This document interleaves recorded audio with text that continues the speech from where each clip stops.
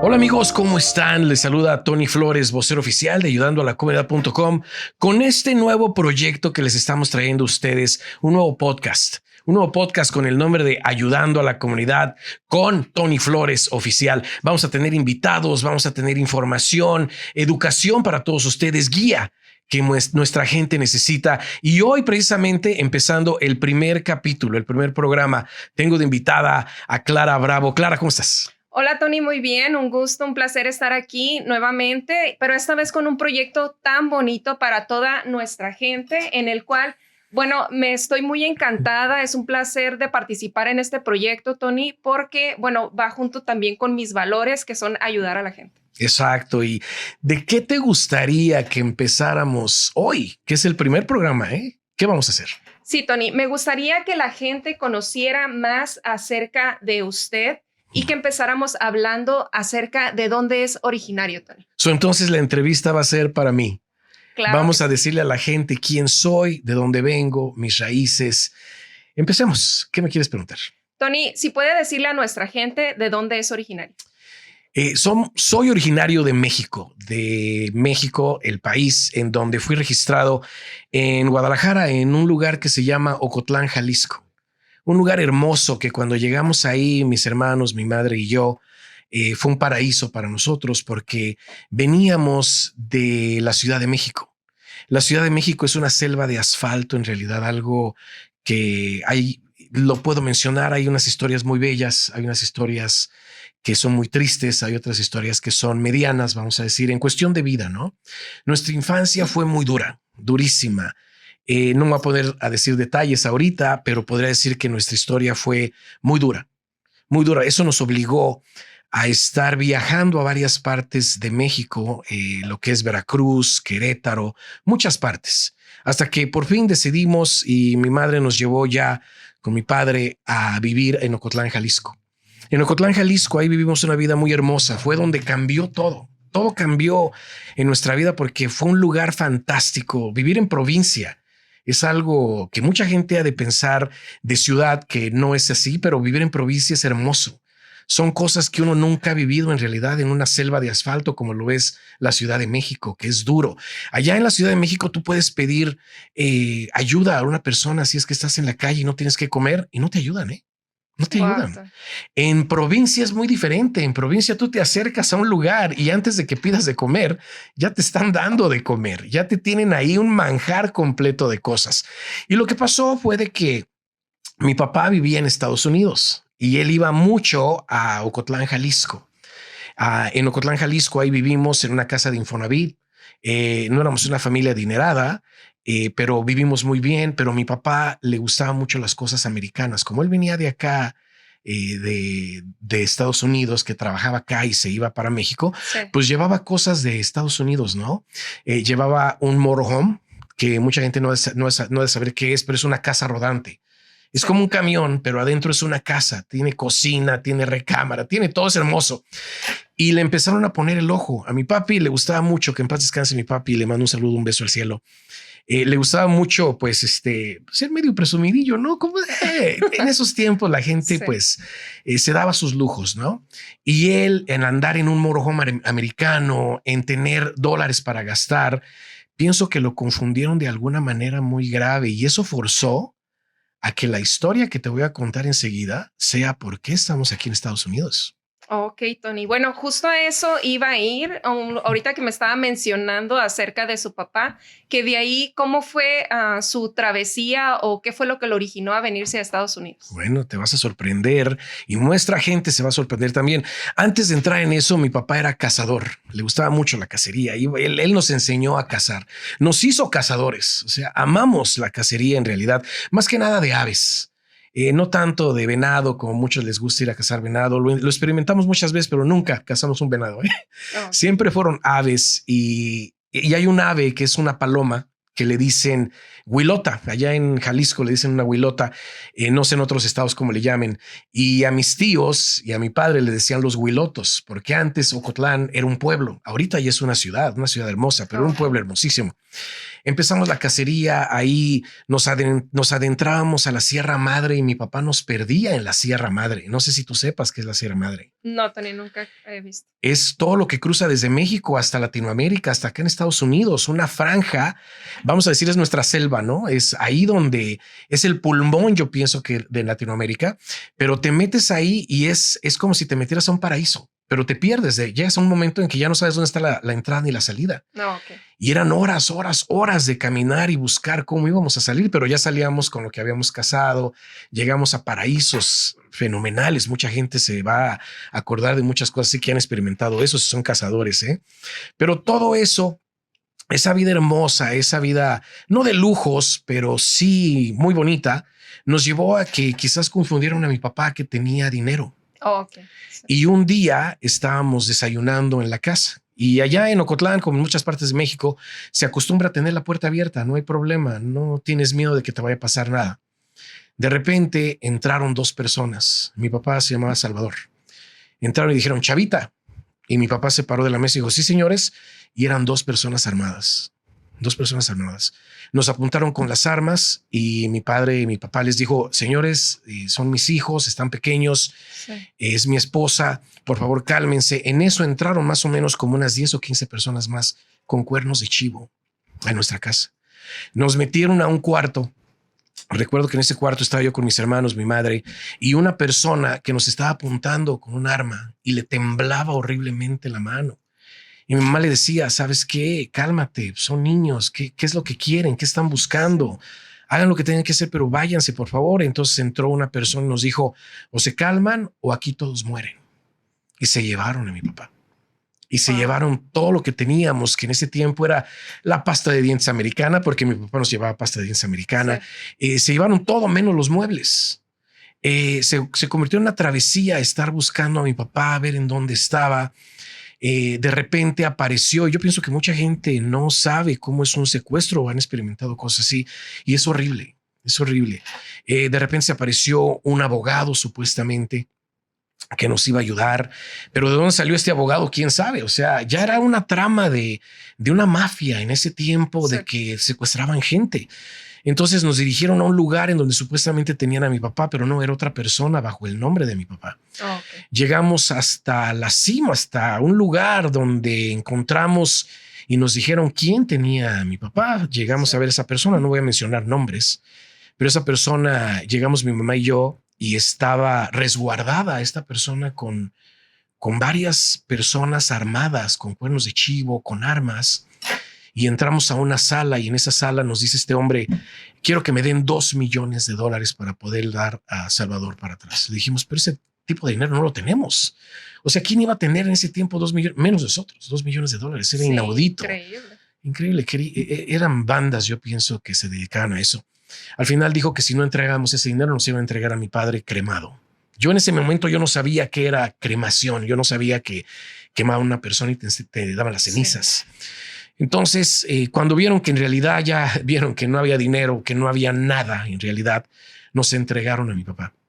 Una noche estábamos en la casa de un tío y ya a altas horas de la noche tocan la puerta y era mi papá. Irreconocible, completamente irreconocible. Olía mal. Habían sido 2 o 3 semanas de haber estado esperando alguna señal. Se te detiene el tiempo en un momento así. Es algo inaudito, algo muy feo.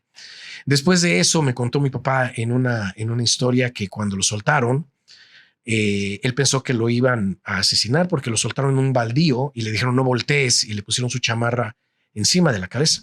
Pero de repente vio que se fue el carro y ya corrió principalmente a 2 lugares, no nos encontró. Luego corrió con mi tío y ahí fue donde nos encontró. Entonces empezamos nuestra vida ya con miedo, ¿no? Sí. Nos regresaron el motorhome, que era de mi papá, nos regresaron el carro que teníamos en ese tiempo, que era un LTD, no sé si tú sepas esos carros, muy buenos, no, pero atrás venía lleno de pelos de perro, como que lo habían utilizado, quizás allá traían un perro sí, porque eran de judiciales, varios de ellos. Desgraciadamente, ¿verdad? Sí. Tú crees en la justicia, pero ellos son los mismos que estaban haciendo esas cosas. Ahorita los judiciales parece ser que no existen ya en México. No sé, los cambió el presidente Obrador, porque ha habido muchas cosas. No fuimos los únicos que han de haber pasado por eso. Después de que pasó todo eso, pasaron unos 2 meses máximo. Y decidió mi papá que fuéramos a cacería. Por eso la historia de la cacería. Me dijo, y yo iba saliendo del cine y me dice, mijo, vámonos de cacería. Le digo, oye, ¿le avisaste a mi mamá? Me dice, no sabe, pero tú vente, vámonos. Sí. Nos fuimos de cacería, nos fuimos a un cerro a cazar conejos con 2 amigos de él que eran cazadores. Y de repente yo vi una luz a lo lejos y esa luz le dije a mi papá, papá, ya vino la luz. ¿Quién será? Y me dice, cuando venga, nada más decimos que estamos aquí cazando conejos, sí. O sea, lo normal. Se acercó y era una persona y me apuntó con un arma en la cara, con una carabina, con un rifle en la cara.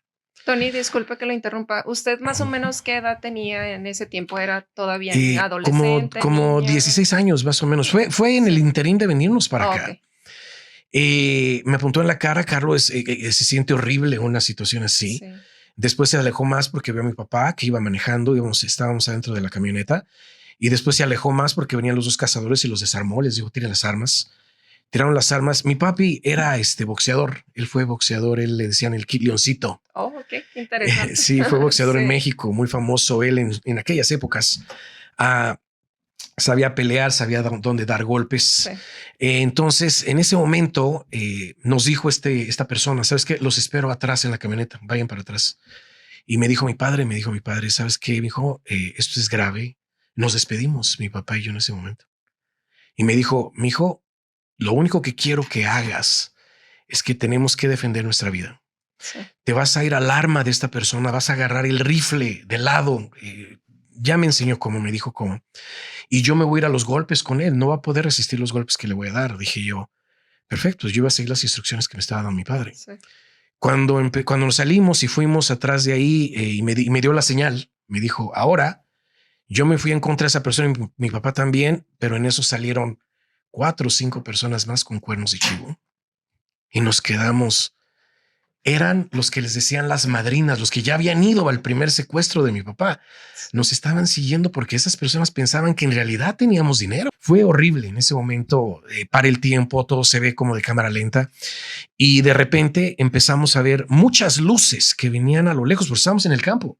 Sí. Muchas luces que venían a lo lejos. Yo pienso que unas 200 luces de fuego, antorchas. Sí. Y empezó a gritar la gente, ustedes son los que se roban el ganado. Ustedes son y aquí estamos para darles su merecido. Y estas personas le dijeron a mi papá y a los cazadores y a mí, no hablen, quédense callados, nos vamos a arreglar esta situación. Sí. Pero mi papá era una persona muy amigable, muy habliche y él dijo, yo no le voy a hacer caso. Sí. Bajó la colinita y le dijo, señores, nosotros estamos aquí de cacería, pero estas personas nos están confundiendo o algo. Sí. Y aunque ellos venían armados, completamente armados, tuvieron mucho miedo porque eran como 200 personas también armadas. Claro. Traían sus rifles, traían sus machetes, traían yo no sé qué tantas cosas.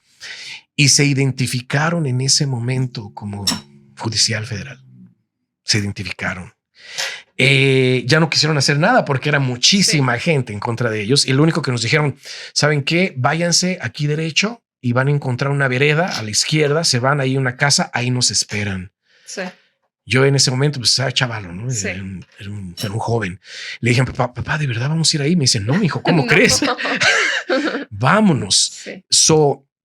El secuestro de mi padre, ese intento de secuestro, nos hizo que en realidad tomáramos opciones de venirnos a Estados Unidos, claro. de tomar las precauciones necesarias, ¿no? Y en ese momento mis padres estaban acá, pero nosotros éramos indocumentados. Oh, okay. Entonces tomó la opción de que en ese momento él tenía un amigo que era coyote y era el que nos iba a pasar. Ok, Tony, y cuéntenos un poco acerca de eso, de cómo fue toda la travesía de venir desde México hasta los Estados Unidos. La travesía fue también difícil. Porque pues cuando una persona no tiene los medios, ¿verdad? Económicos para viajar en avión o cosas así, claro. Nos pusieron nuestros padres en un camión y en un camión nos venimos, unos amigos de ellos que eran químicos, nos hicieron unas tortas de frijoles y ellos nos decían, estas no se van a echar a perder, sí. Van a durar 5 días. Oh, y fue lo que comimos en la travesía de 3 días en ese camión. Yo venía con mi hermano y con mis 2 hermanas, 4 éramos. Y nos venimos en un camión, paraba el camión en algunos lugares, dormíamos en el camión, pero el camión era directo. Ya cuando llegamos a Tijuana, ahí nos encontramos con mi papá, nos encontramos con su amigo, el coyote, no recuerdo su nombre, y entramos a un hotel y nos decía el coyote, ustedes tienen que parecer como los jóvenes americanos. Pónganse los pantalones adentro de las calcetas. ¿Sí? Parecer raperos, decía él, para poder supuestamente combinar con, no sé, te imaginas en ese tiempo que quizás nada más vas a cruzar una línea y ya estás del otro lado con la gente ahí de Estados Unidos, y no es así. La travesía fue una travesía tremenda, una historia también de miedo, de aventura, de muchas cosas que yo pienso que si mi papá no nos hubiera dado a mí y a mi hermano esa experiencia de cazadores, hubiera sido todavía peor haber pasado la frontera como le pasamos, ¿eh? Wow, Tony. Y me dice que se vinieron usted, su hermano y dos hermanas. Sí. Sí. ¿Y todos pasaron juntos o cómo fue? Sí, nos traía juntos, nos dijo en la noche, yo les aviso cuando vamos a pasar. Nos dijo, ¿saben nadar? Y les dije, yo no sé nadar. Es que vamos a cruzar un río. No, estaba mintiendo. Cuando vimos el río, era un pedacito de río que lo pasaba, un charquito. Empezamos una travesía y de repente nos dijo, agarren piedras porque traemos a sus hermanas y allá están unas gangas y puede pasar algo. Agarramos piedras, gracias a Dios no pasó nada. Y empezamos una travesía de caminar y caminar toda la noche. Entramos por Tijuana. Toda la noche en el cerro, en los cerros, en el campo. A mi hermana más pequeña se le caía siempre el zapato y yo me tenía que regresar por el zapato. Llegamos a un lugar donde había unos arbustos que ya están hechos para los inmigrantes, porque está el arbusto, pero por dentro ya está como podado, donde cabe gente. Cabe gente adentro de los arbustos. Entonces nos metíamos en los arbustos porque ahí pasaba la migración con motos y a caballo. Y ya que no había nada, ya que se vio que todo el campo estaba libre, seguimos con la travesía. Llegamos a un lugar en donde había una casa como una choza como de cemento arriba de un cerro.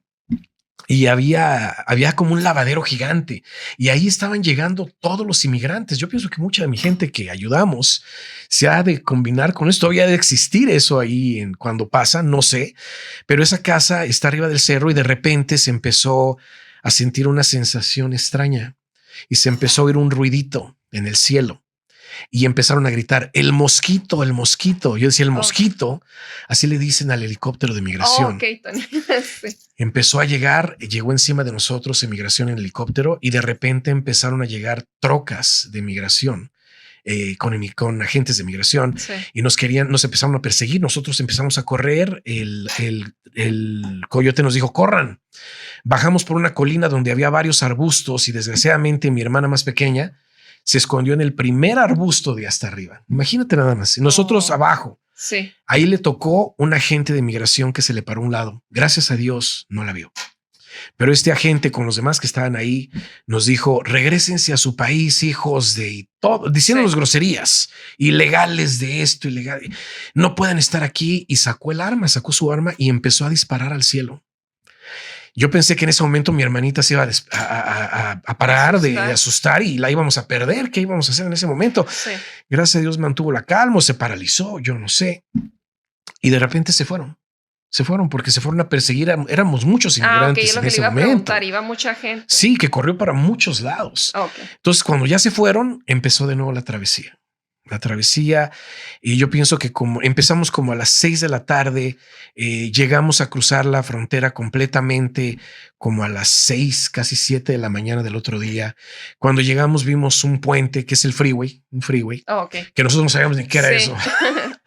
Y había un hoyo donde cabrían unas 10 o 12 personas. Ahí nos metieron, ahí se metió también el coyote. Y yo pienso que es para esperar que no pase nadie, ¿no? Que no te vean. Hasta que estés seguro. De repente llegó un carro. Y en ese carro, un carrito, chiquito. Sí. Como un Toyota Corolla, más o menos. Y nos metieron en el asiento de atrás hincados. Y nos llevaron a un rancho. En ese rancho estuvimos, yo creo que, si no me equivoco, de 3 días a una semana. Sí.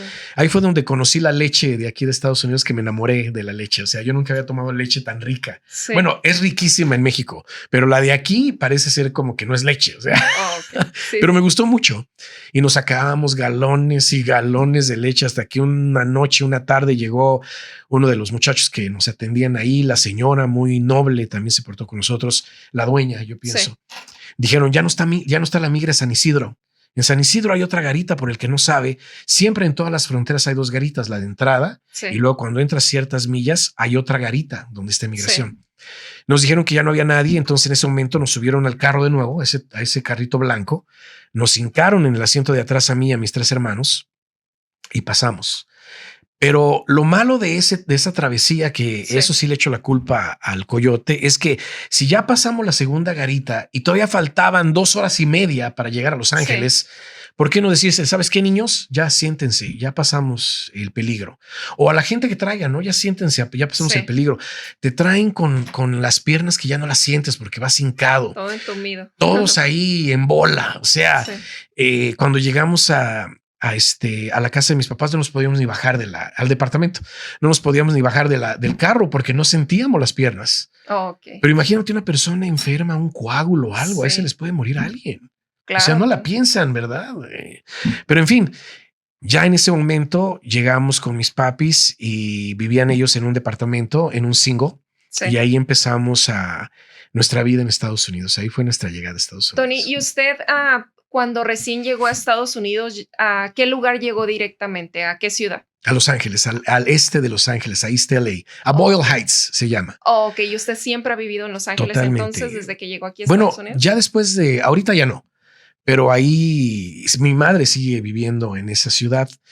Ahí crecimos, ahí empezó nuestra vida en Estados Unidos.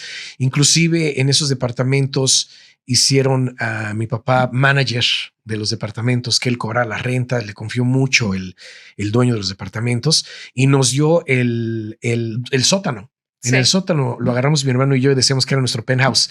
Ahí pusimos nuestra recámara, ahí vivíamos él y yo, y mis padres y mis hermanas en el departamento, y vivimos muy bien, muy padre vivimos ahí. Hasta que pues un día mi papá me dijo, ¿sabes qué estás yendo a la escuela? Necesito que aprendas a hablar inglés. Y me metió a la escuela de adultos. Eso se lo recomiendo muchísimo de nuestra gente. Me metió a la escuela de adultos. En 6 meses aprendí a hablar, escribir y leer inglés. En 6 meses. Wow. Y después me regresé a la escuela. Sí. Es increíble. Bueno, estudiaba en la mañana, no en la noche. Sí. En la noche es más tardado. Me tenían las 2, en la mañana y en la noche. Pero yo un día le dije, papi, ¿sabes qué? Ya no puedo en la noche. O sea, lo que vi hace un mes en la mañana, lo estoy viendo apenas en la noche. Entonces me adelanté bastante, ya me regresó a la escuela. Y en la escuela es muy difícil, ¿eh? En aquellos tiempos, no sé si todavía en estos tiempos, pero cuando no sabes hablar inglés, cuando eres indocumentado, cuando te ven de cierta manera, había división. En ese tiempo que yo fui a la high school, que fue Roosevelt High School, iban mis hermanos también ahí, había grupos de ilegales que nos decían los beaners, los que no hablamos inglés, aunque yo ya hablaba inglés. Ilegales, los de color, los americanos, todos diferentes grupos. Y éramos muy discriminados, desgraciadamente, pero eso hace que las gangas te empiecen a jalar porque tú quieres pertenecer a algo, y en nuestros grupos ahí están las gangas, ahí te empiezan a jalar, empiezas a ver que te tratan de cierta manera como tú quieres ser tratado, y ahí es donde mucha de nuestra gente se podría perder, en esas gangas. Sí, Tony, me imagino, eso es increíble. ¿Y cuánto tiempo usted duró estudiando más o menos aquí cuando llegó a Estados Unidos?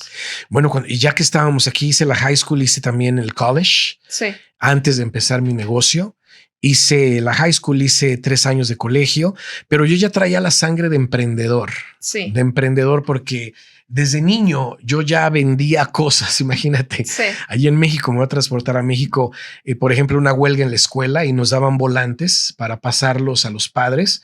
Yo le decía a mis amigos, vamos a ver estos volantes, vamos al metro en el DF. Sí. A venderlos. ¿Cómo que a venderlos? Sí, ustedes vénganse.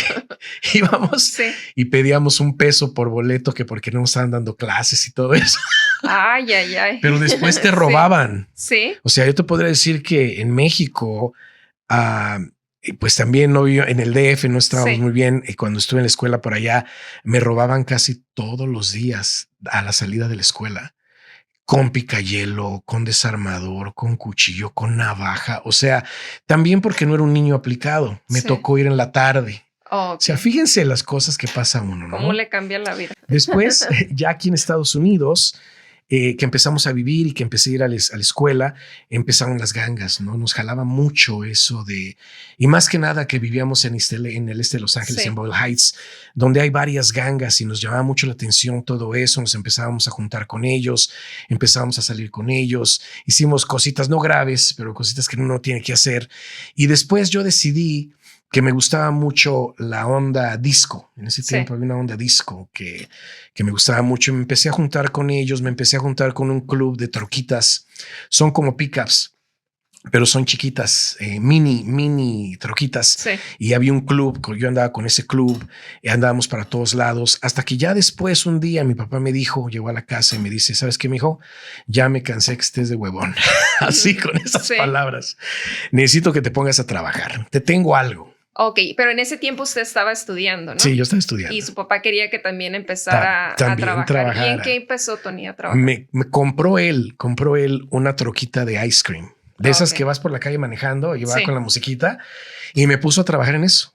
Entonces, pues yo contento. Yo dije, yo le entro, yo sí le vendo. Empecé a vender ice cream, empecé a ir por las calles. Y un día mis papás dicen, vamos a México de vacaciones. Se fueron 2 meses. Sí. En esos 2 meses yo hice desastre y medio. En lugar de vender, daba crédito. Ay, Dios. Sí. Cuando regresaron mis papás, yo tenía una libreta llena de nombres de la gente que nos debía dinero. Pues me quitó. Sí, ese negocio. Me quitó ese negocio y en el interín de eso, él estaba muy enojado. Sí, pero quería que yo siguiera trabajando. En ese interín me fui a trabajar a una pizzería que se llama Shakey's Pizza. Muchos la han de conocer. Tony, y disculpe que lo interrumpa. ¿Y en ese tiempo usted ya había arreglado su estatus migratorio? No, todavía no. Todavía trabajaba de ilegal. Qué buena pregunta, porque de ahí viene todo esto. Cuando empecé a trabajar en mi primer empleo, me pidieron un seguro social. Sí. Y aparte de eso, yo entré pues queriendo ser bartender. Sí. Querían ser bartender y para ser bartender tienes que tener 21 años. Yo no tenía 21 años en ese tiempo. Yo tenía 18, yo creo, 17, 18. Y mentí en mi aplicación. Y mentí que puse que era ciudadano. Y mentí también que tenía un seguro social. O sea, yo por eso me identifico mucho con mi gente que utiliza documentos falsos, porque así empecé yo también. Sí, Tony, más que nada empezó usted así, me imagino, porque desconocía, ¿no? Totalmente. No sabía que había otras alternativas. Exacto. Bueno, las alternativas en realidad no las sabía en lo absoluto. Siendo joven, no sabiendo de leyes, no sabiendo de nada de eso, se te hacen las cosas fáciles, como a mucha de nuestra gente se le hace fácil. Después de ese trabajo me fui a trabajar a otro lugar que era de compra y venta de botes. Muy bueno. En un summer de la escuela me fui a trabajar a ese lugar. Después de eso, donde compran botes de aluminio, de plástico y todo eso, sí me quedé como que pensando. Sí, yo pesaba las bolsas. Sí. Okay. Era una empresa muy grande en Los Ángeles, muy grande. Después de ahí me fui a trabajar. Fue cuando mi papá me dijo, ¿sabes qué? Te voy a llevar con un amigo. Necesito que te pongas en serio y te voy a llevar con un amigo a que trabajes con él. Y me llevó a trabajar con Carlos Isláhuac, que no sé en dónde esté él, pero él fue mi mentor. En bienes raíces y préstamos hipotecarios. Él tenía una empresa, una compañía de eso. Y ahí fue y me dejó mi papá y le dijo, Carlos, haz con mi hijo lo que quieras y utilízalo para lo que quieras.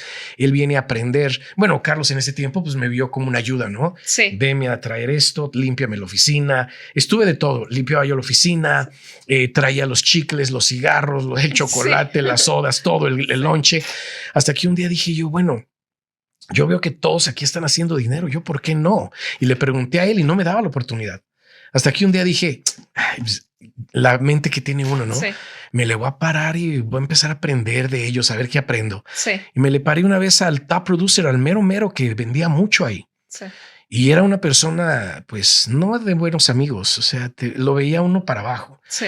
Entonces, pues yo me sentía muy mal, pero dije, me puse a un lado de él y me dice, estaba con clientes y me dice, ¿y tú qué quieres? Le digo, señor, estoy aquí por si necesita que le saque copias o cualquier cosa para sus clientes. Ah, perfecto. Muy hábil. En ese momento me vio como su asistente personal. Claro. Me convertí en el asistente de todos los agentes que tenía, que no eran mucho, eran como 10 agentes. Me convertí en el asistente de todos ellos. Cada vez que tenían clientes, yo me paraba a un lado. Lo que ellos no sabían es que yo estaba aprendiendo todo lo que estaban haciendo. Sí, usted iba con otra idea, sí, un paso más allá, ¿no? Exacto. En ese interim, mi papi nos arregló.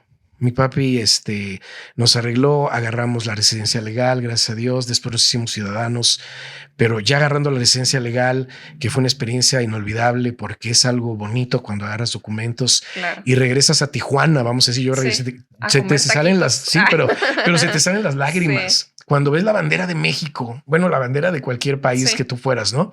Pero en mi caso, ver la bandera de México, empecé a llorar, era una emoción tremenda poder salir a México y regresar, ¿no? Sí. Cuando regresábamos yo decía, no, ya no nos van a dejar entrar. Pues sí, éramos residentes. En ese interín, yo saqué mi licencia de bienes raíces para empezar a hacer yo mis propias transacciones. ¿Qué edad tenía usted más o menos, Tony, cuando ya arregló su estatus? 18, 19 años, 20. En ese momento, como los 21, sí, decidí dejar la compañía de este broker e irme a trabajar a lo que es ahora Chase, que es en ese tiempo era Washington Mutual. El banco. El banco. Okay. Me metí en la sección de préstamos hipotecarios. Sí. Ahí aprendí a hacer préstamos hipotecarios de cabo a rabo. Te entrenan de una manera muy buena. Sí. Después de eso vino una recesión, más que nada por culpa de Washington Mutual. No creo, pero dicen ellos que por un programa del 1% que ellos inventaron. Pero en fin, okay. De ahí se cayó el mercado y ahí es donde yo empezaba ya a ver lo que eran leyes, lo que ayudaba a nuestra comunidad en leyes, porque me llegaba mucha gente que no tenía documentos, pero tenían casa. Okay, y querían refinanciar su casa o querían comprar casa. No había opciones y me empecé a meter por ese lado para ver qué estaba pasando. Y ahí es donde dije yo, como en 25 años, creo 26, dije, voy a empezar con mi propia empresa. Voy a abrir una oficinita. ¿Y de ahí fue entonces de donde arrancó ayudando a la comunidad o primero empezó? Esos son los inicios de ayudando a la comunidad, sí, sin llamarse todavía ayudando a la comunidad, claro está. Sí. En ese tiempo no recuerdo cómo se llamaba mi compañía, pero le empecé, tiene una noviecita y le dije, ¿sabes qué? Ella también hacía bienes raíces. Le dije, ¿sabes qué? ¿Te gustaría que hiciéramos eso? Y ahora tú y yo nos quedamos con todas las comisiones. Sí. O sea, no necesitamos hacer nada más. Ya tenemos el broker, ya tenemos todo esto, tenemos los accesos. Pues empezamos esa pequeña compañía. Después ella ya se separó, se empezó a hacer otras cosas porque no le gustó. Yo seguí con la compañía. Y en esa recesión que te cuento, que yo ya tenía la compañía después de dejar el banco y empezar esa recesión, no había cómo hacer dinero. Entonces me metí, yo he tratado de todo, me metí a vender filtros para el agua. Me metí a vender cursos de inglés. Me metí a vender un montón de cosas. Sí. He vendido puerta por puerta. Inclusive, con un amigo inventamos un curso de inglés de principio a fin, 12 tomos, sí, con libros, con todo, que todo lo hacíamos después de trabajar, nos íbamos a hacerlo todo a mano, libros a mano, todos los imprimimos y hacíamos los videos, así como estaba haciendo un video, sí, tú y yo ahorita. Ajá. Así hacíamos los videos de inglés para que la gente aprendiera inglés. Y yo me iba puerta por puerta a vender mi curso y me lo compraban, la gente. Increíble, tanto así que llegó una compañía de aquel tiempo, no voy a mencionar, sí, el nombre, que vendían cursos de inglés también, pero ellos estaban en la radio, en la tele, sí, y todo eso. Y me compraron mi curso de inglés, los derechos. O sea, querían que les diera los derechos, que sí, yo no vendiera más. Yo pienso que yo iba por buen camino, Sí, pero algo. Pero por joven y tonto dije, sí, ok, me dieron en ese tiempo creo que como $15,000. Sí. Y les dejé todo. Ya no pude agarrar ese curso, me hicieron firmar documentos. Ya me quedé con una copia que todavía la tengo. Después de ahí empecé a hacer de nuevo bienes raíces, préstamos, sí, hipotecarios y ayuda de documentos que la gente necesitaba en ese tiempo para lograr varias cosas, ¿no? En cuestiones no nada más legales, sino financieras. Inclusive los llevaba yo a las cortes donde les daban información gratis por si los estaban sacando de sus casas. Muchas cosas. Me empecé a involucrar con la comunidad, pero la comunidad que más me llamó la atención fue la comunidad de donde yo venía. Claro. La comunidad indocumentada, que yo era de esa comunidad antes de agarrar documentos y fue la que más quise ayudar porque es la más frágil, porque yo lo viví, porque es la más discriminada, porque yo lo viví, porque no hay oportunidades, porque se te cierran las puertas por mil cosas. Te podría decir, en un interín que yo estaba en la escuela, trabajé para una compañía que vendía partes de autos ahí en el este de Los Ángeles. Sí. Y había 3 de los que trabajaban ahí que eran, yo pienso, nacidos aquí. Me discriminaban de lo peor por no tener. Ellos sabían, tú no tienes papeles, tú estás mintiendo. Sí. Eres un beaner, me decían beaner, eres un frijolero. Aquí estoy. Sí. Y eso te duele porque eres tu propia gente, aunque tengan papeles, aunque hayan nacido aquí, son hispanos. Sí. Y un día me quisieron agarrar hasta en bolita, ahí adentro de la compañía, me quisieron agarrar en bolita. ¿Sabes qué? Me da mucha risa esto, porque lo único que me defendió que tuvieron miedo cuando yo los enfrenté con esto fue porque supuestamente me puse como si yo supiera Kung Fu, karate. Oh, ok, sí. Como yo veía películas de Bruce Lee y todo eso, me puse como que supuestamente yo sabía karate. Tuvieron miedo. Eso me salvó de una golpiza, sí. Imagínate. Pero yo sé lo que sufre nuestra comunidad indocumentada. Entonces, en ese momento es donde nace Ayudando a la Comunidad. Ok, Tony, muy bien. Y bueno, toda la gente que nos está escuchando, bueno, algunos de los que nos están escuchando, mejor dicho, espero que todos ya de alguna manera sepan un poquito de lo que ha venido trabajando Tony Flores Oficial, de lo que hemos tratado en ayudandoalacomunidad.com también. Pero el día de hoy estamos arrancando con este nuevo proyecto, Tony, que es el podcast. Y me gustaría saber qué fue lo que usted lo motivó ahora llevarlo en este formato diferente. El formato viene siendo más que dije que teníamos que hacerlo de ese lado para que la gente se identificara más con nosotros. Sí. Para que vieran que en realidad ayudando a la comunidad es ayudando a la comunidad que necesita este tipo de ayudas. No aquel que necesita ayuda monetaria, porque no es así. El que necesita ayuda de estancia en el país, el que necesita seguir ciertos pasos para no ser deportado, para no tener problemas legales, para portarse bien, y avenidas que los llevaran a profesionales como abogados, como gente que sabe de finanzas, de bienes raíces, de préstamos, que tuviéramos un directorio en el cual la gente pudiera confiar y pudieran ir con esas personas con toda la confianza del mundo a hacer sus transacciones. Te diré que cada vez que vamos a enviarle a una persona que quiere que lo anunciemos, por ejemplo, un abogado quiere que lo anunciemos en nuestro directorio, lo verificamos de cabo a rabo. Vemos cómo ha tratado a sus clientes, vemos sus estrellitas, los entrevistamos, vemos si han ayudado a nuestra comunidad hispana, vemos si hablan inglés y español, 1000 cosas antes de que podamos nosotros decir, sí, esta persona va a ayudar a nuestra gente. Y es cuando aceptamos en realidad hacer publicidad para un profesional así. Ok, Tony. Y en este caso, ¿qué va a ser lo diferente en cuanto a lo que ha estado usted proyectando en todos los formatos que usted ha presentado? Ahora, la diferencia con este proyecto del podcast. Este podcast va a ser más que nada de ayuda, de información, de educación. Yo pienso que más que nada nuestra gente tiene que estar informada, aprender cosas. Sí. Este formato no va a ser, vamos a decir, de que la gente crea que les vamos a vender algo. No, va a ser informativo completamente. Va a ser algo que los va a ayudar a que ellos puedan subir a un nivel en el cual puedan hacer las cosas solos, puedan orientarse en 1000 cosas, porque no solo vamos a hablar de leyes, no solo vamos a hablar de bienes y raíces o de préstamos hipotecarios, también vamos a hablar de finanzas, de crecimiento personal, de cosas médicas, de cosas de nutrición y de cosas de fitness. Como por ejemplo, algún día me gustaría entrevistarte a ti, porque yo sé que eres coach de fitness, tienes tus páginas también. Me gustaría que algún día le dieras esos consejos importantes, más que nada a las mujeres, ¿no?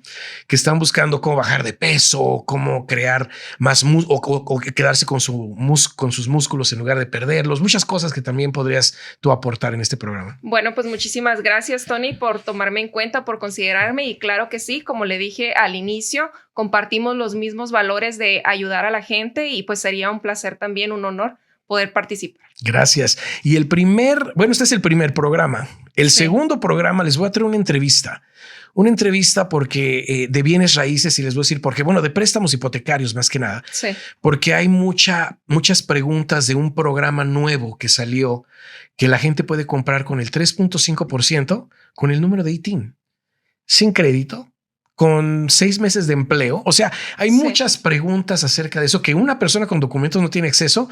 Voy a traer un experto a que nos explique todo eso para que la gente diga, a lo mejor me voy por ese lado a comprar mi casita, y así vamos a traer expertos.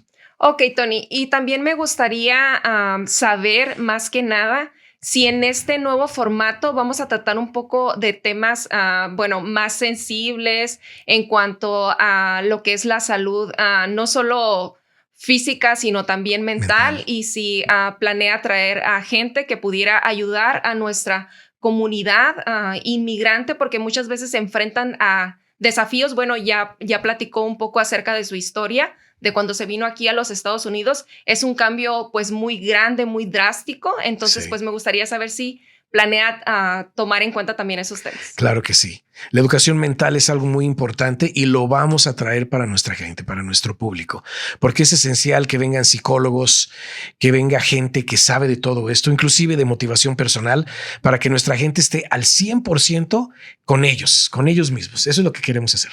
Bueno, Tony, en base a la experiencia también que usted ha tenido en cuanto a todo lo que fue la creación de su empresa, bueno, considero que también sería muy importante si en algún momento pudiera también compartir un poco acerca de los consejos en cuanto a emprendimiento, cómo llevar una empresa y todo eso. Y bueno, pues no sé si también planea traer algún experto o alguien que le pudiera ayudar con eso. Claro que sí, hay que pasar todo lo que uno ha aprendido a nuestra gente, ¿no? Yo voy a hacer un libro abierto. Claro que sé muchísimas cosas que me gustaría transmitirle a nuestra gente para que sean exitosos también. Y claro, lo voy a hacer. Muy bien, Tony. Y también me gustaría saber si en este formato usted planea involucrar un poquito más a la gente. Yo sé que tenemos también la sección de preguntas y respuestas, en donde la gente nos está mandando todas las dudas que tiene, pero en esta ocasión ¿planea también involucrar a la gente y de qué manera? Bueno, sí, la verdad sí quiero involucrar a la gente, quiero que se involucren, quiero que sientan que este programa es de ellos, que lo hagan de ellos, que digan, este programa no nada más es algo que va al público general, es mío. Va a haber invitados, gente normal que venga a hablar su historia, que nos venga a dar su testimonio. Vamos a tener quizás gente también por teléfono. Vamos a tener quizás gente que se conecte vía video para que nos hablen de ellos, nos hablen de sus historias, nos den sus testimonios en muchas cosas y claro que se involucren en este programa también. Bueno, Tony, y también, bueno, me gustaría invitar a la gente que nos está viendo el día de hoy a que nos comenten, que nos compartan qué les parece este primer episodio, qué temas les gustaría que tratáramos también más adelante. Y bueno, Tony, me gustaría que termináramos este segmento, este primer episodio, hablando acerca de un mensaje, bueno, más que nada que usted le gustaría dar a nuestra gente que nos está escuchando el día de hoy. El mensaje va a ser uno muy simple. Yo pienso que tenemos que abrirnos a las posibilidades que nos presenta más que nada este país en cuestiones de todas, general. Yo pienso que si ustedes en realidad se envuelven con nosotros en este nuevo podcast, ustedes van a aprender muchísimo de todo lo que tienen que hacer y aparte de eso va a ser entretenido, va a ser algo que quizás un programa lo vas a querer escuchar varias veces y esa es la meta de este podcast de Ayudando a la Comunidad con Tony Flores Oficial. Bueno, Tony, pues muchísimas gracias por haberme invitado. Gracias por tenerme aquí el día de hoy. Y bueno, también gracias a toda la gente que nos está escuchando. Los invito a que nos dejen un comentario, a que si les gustó esto, bueno, nos lo compartan también y que compartan esta información con amigos, con familiares. Y bueno, pues esperemos que próximamente me inviten otra vez, Tony. Claro que sí. Y pues ya se fueron con un pedazo muy grande de mi historia. Espero que les haya entretenido y más que nada se les haya hecho interesante. Y yo sé que cada uno de ustedes tienen una historia. Unos de ustedes muy buena, qué padre, qué hermoso. Otros medio mediana, otros medio fea. Pero todos somos un libro. Todos. Y no podemos, porque fue buena o fue mala o fue mediana, dejar a gente atrás o gente fuera de todo esto. Te invito a que nos sigas, te invito a que nos escuches. Pienso que va a ser cada miércoles, ¿verdad? Sí, Tony, aquí vamos a estar, bueno, aquí va a estar usted cada miércoles trayendo un nuevo episodio con los invitados que va a presentar. Y bueno, mi gente, espéranos aquí en el próximo episodio en el cual Tony les va a estar hablando de un tema muy interesante con su invitado. Claro que sí, no se lo pierdan, ¿eh? Nos vemos muy pronto aquí para que ustedes estén pendientes de todo esto. Hasta la próxima.